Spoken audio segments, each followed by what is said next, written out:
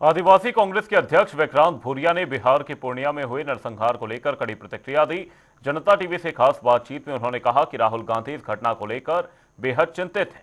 विक्रांत भूरिया ने बताया कि कांग्रेस की टीम ने घटनास्थल पर पहुंचकर स्थिति का जायजा लिया और साथ ही पूर्णिया में जो हुआ वो मौत का तांडव था। साथ ही उन्होंने बिहार सरकार पर सवाल खड़े करते हुए कहा कि राज्य में कानून व्यवस्था पूरी तरह से चरमरा चुकी है और बिहार अब क्राइम कैपिटल बन गया है।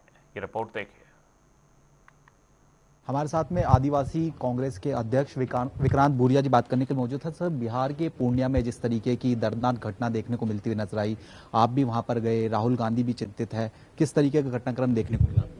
देखिए, जब ये पता लगा कि नरसंहार हुआ है तो राहुल गांधी जी ने निर्देशित करा कि आप वहाँ जाकर देखिए सत्यता क्या है। और जब हम वहाँ पर गए तो हमने देखा कि वहाँ मौत का तांडव हुआ था, कि एक ही परिवार के 5 सदस्यों को निर्मम हत्या ही नहीं करी, पहले उनको टॉर्चर करा गया, उनके हाथ पैर तोड़े गए।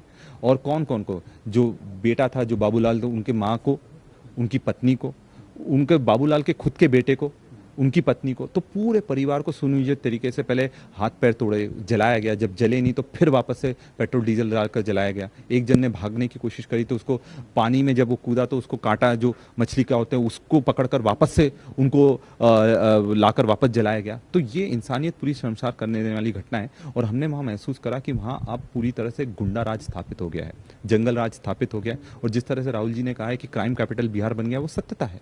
और जब तक कि, और पालन पोषण कौन कर रहा है इसका? भाजपा कर रही है, नीतीश कुमार कर रहे हैं। और जब तक ये नहीं हटेंगे तब तक क्राइम बिहार से हटने वाला नहीं है।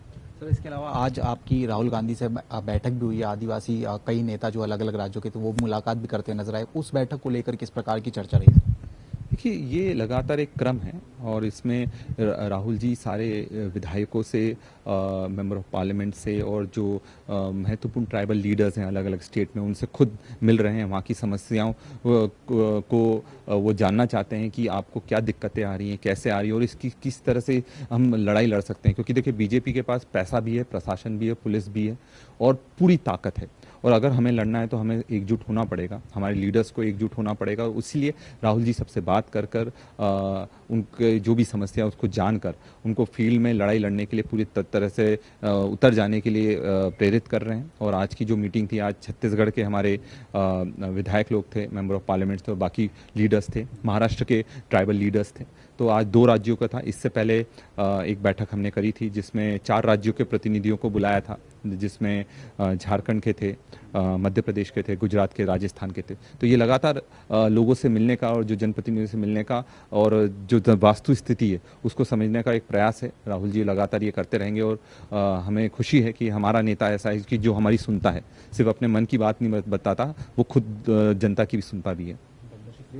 तो हमारे साथ में विक्रांत भूरिया जी थे, जनता टीवी से खास बातचीत कर रहे थे। कैमरा मोहित के साथ स्पर्श शर्मा, INH न्यूज़, दिल्ली।